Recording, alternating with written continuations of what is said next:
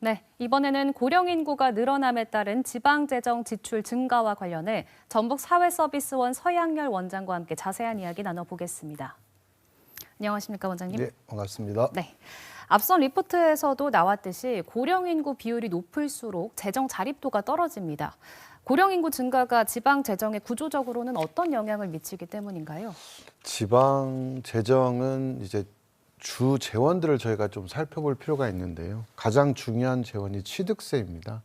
취득세는 이제 부동산 등 경기 작동에 의해서 많이 들어오는 세원이고요. 그 다음에 시군구에서 세원이 들어오는 게 재산세하고 지방 소득세가 있거든요. 근데 아무래도 고령화가 급격히 진행되면 이 부동산 경기가 침체될 수밖에 없고 부동산에 따른 취득세라든지 이런 부분들이 지방 재정을 기반을 약화시킬 수밖에 없는 현상이 벌어지고요. 특별히 고령화 인구가 늘어날수록 생산 인구가 감소하게 되잖아요. 네. 생산 인구가 감소하게 되면 지방 소득세도 상당한 위험을 받기 때문에 그에 따른 지방 재정이 굉장히 위험 신호로 나타나게 되고요.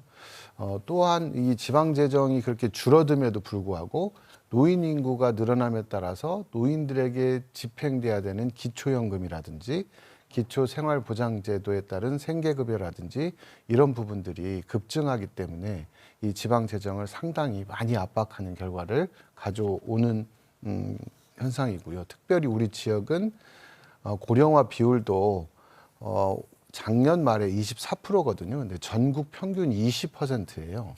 그다음에 기초생활보장제도에서 생계급여를 받는 비율이 7.9%인데 전국은 5%대거든요. 그러니까 고령 인구가 많을수록 이런 어려움이 이중고로 나타나고 있다 이렇게 보시면 될 것 같습니다. 네. 전북이 이제 다른 지역보다 고령화 비율이 특히 높다라는 말씀을 말미에 해주셨는데 네네. 그러면 우리 지역이 다른 지역보다 고령화 충격을 더 크게 받는 이유는 뭐라고 보십니까? 속도도 대단히 빠르고요. 그리고 고령화 비율도 대단히 높기 때문에 그거에 따른 충격이 굉장히 크다고 해석할 수 있습니다. 네. 현재 최근에 발표된 자료에 보면 25%를 넘었다는 통계가 나오고 있거든요.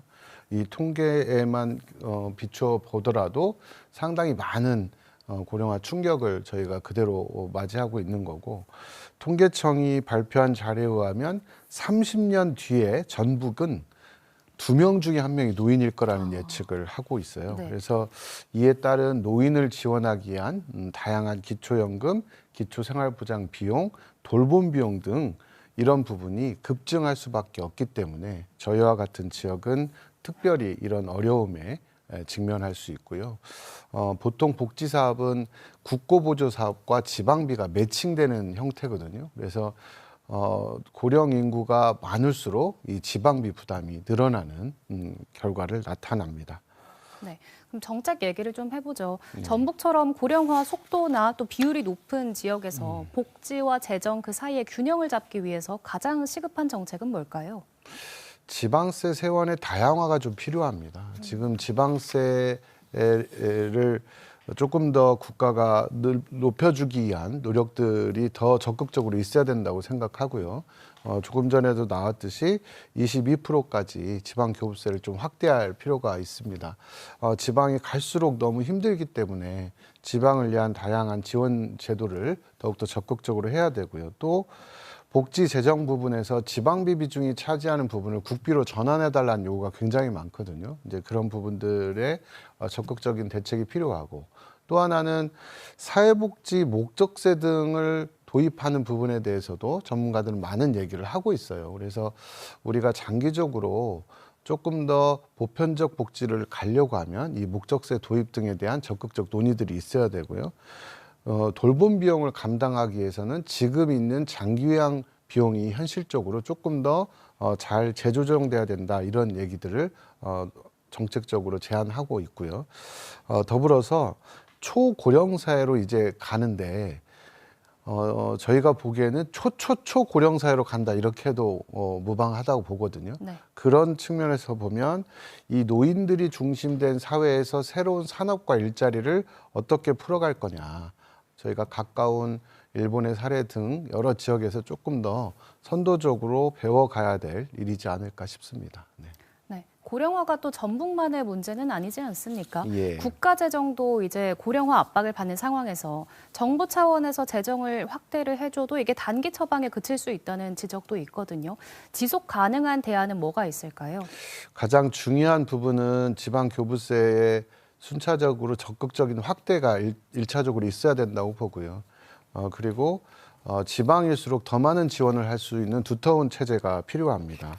그래서 지방 재정 확대를 위한 더 적극적인 정책 변화가 필요하고 지방을 살리기 위한 좀 창조적 파괴가 필요한 것 같아요. 그러니까 네. 지금과 같은 현상을 언제까지 유지할 거냐라고 하는 질문에는 더 많은 창조적인 전환과 도전이 있어야 되고 초고령 사회로 가기 위한 준비를 지금 해도 늦었다고 보거든요. 그러니까 모든 노인들이 일을 하고 살아야 된다. 대다수의 사람들이 일하면서 살 수 있는 노년 사회를 우리가 어떻게 맞이할 건지, 어떻게 재정을 골고루 균등하게 배분할 건지 이런 문제들에 대해서 준비를 빨리 시작해야 될 것 같습니다. 네, 말씀 여기까지 듣겠습니다. 나와주셔서 고맙습니다. 네.